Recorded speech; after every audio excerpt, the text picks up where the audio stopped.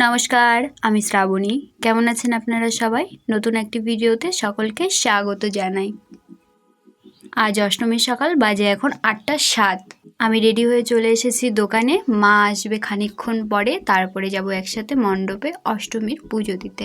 অষ্টমীর সকাল আমার খুব স্বাদ ছিল আজকে আমি শাড়ি পরবো, কিন্তু দুঃখের বিষয় আমার সেই স্বাদটা আর পূরণ হলো না। আমার আর শাড়ি পরা হলো না। তো আমি দেখছিলাম এখানে একটু ঘুরে টুরে যে কোন দিকটাতে আমাকে বেশি ফর্সা দেখাচ্ছে, তার জন্যে। তো এই হলো আমার অষ্টমীর সকালের লুক।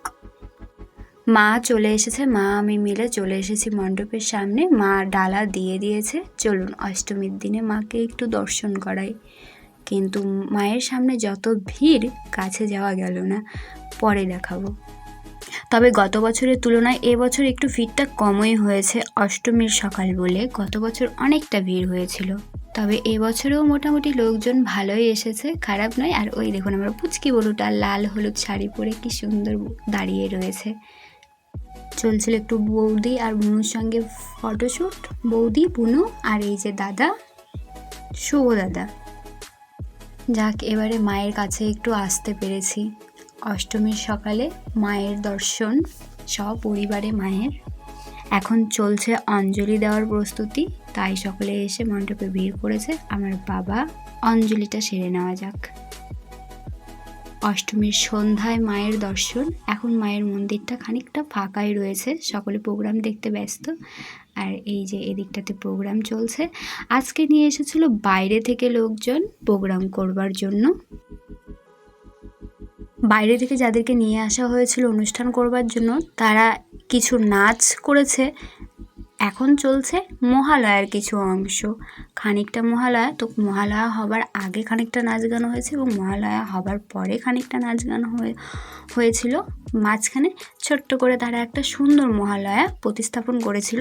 বেশ ভালো অভিনয় করেছিল। এতক্ষণ দেখলেন আপনারা অসুরের তাণ্ডব। এবার এসেছে দেবীগণেরা, দেবী এবং দেবীর সখীরা। মহালয়া ঠিক যেরকমটা হয় ঠিক সেইটাই মহালয়ার ঘটনাটাই দেখালেন এখানটায়। দেবীর কিভাবে সৃষ্টি হয়েছিল, তাকে কোন কোন দেবতা কি কি অস্ত্র প্রদান করেছিল, এবং তারপরে দেবী এবং অসুরের যুদ্ধ, তারপরে অসুরের পরাজয়, দেবীর জয়, এই সমস্ত কিছুই দেখিয়েছিল। তবে তো আমার তো তারা, আমাকে এক দোকানে থাকতে হচ্ছে, তারপরে একটু একটু করে এদিকটাতে আসছি, আবার আমাকে দোকানে যেতে হচ্ছে। তো এই তাড়াহুড়োর মাঝখানে আমি ছোট্ট ছোট্ট করে প্রোগ্রাম দেখেছি, সম্পূর্ণ প্রোগ্রাম একবারে দেখা হয়নি।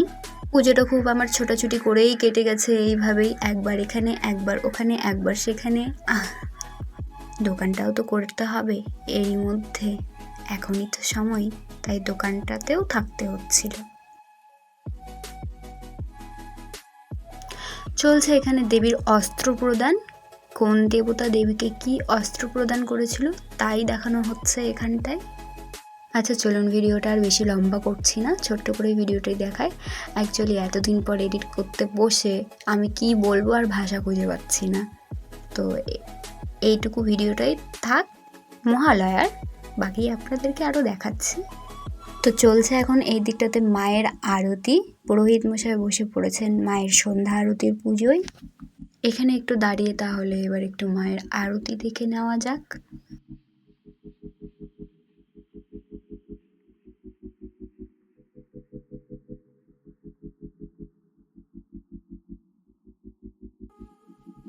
এবার আপনাদের আমি আমার অষ্টমীর নাইট লুক দেখাই। এই যে সেলফি পয়েন্টে এখানে আমার শুভ দাদাকে বলেছিলাম একটু ছবি তুলে দিতে, তো সে এখানে আমাকে ছবি তুলে দিচ্ছিল। আর এই রইল আমার অষ্টমীর নাইট লুক।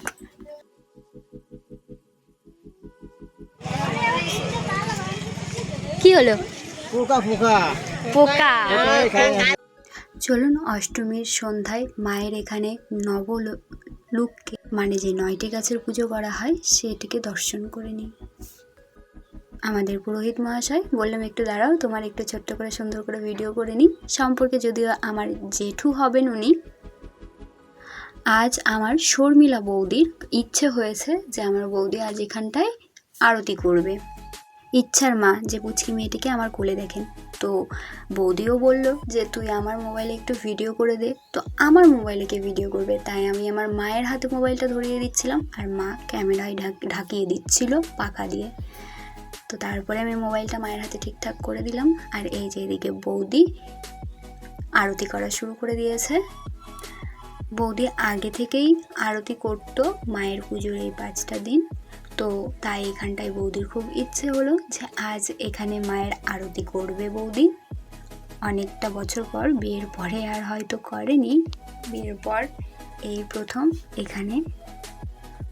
আরতি শেষে আরও 2টো প্রোগ্রাম হয়েছিল, এক দাদা বৌদির এবং পাশের গ্রামের একজনের। তো তাদের প্রোগ্রামটা দেখতে দেখতেও ভিডিওটাও আজকে এখানেই শেষ করছি। তাহলে দেখা হচ্ছে তবে নতুন আর একটি ভিডিওতে।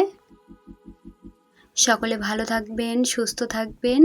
ভিডিওটি অবশ্যই লাইক করবেন, পছন্দ হলে লাইক কমেন্ট করে দেবেন, শেয়ার করে দেবেন। দেখা হচ্ছে আবার নতুন একটি ভিডিওতে।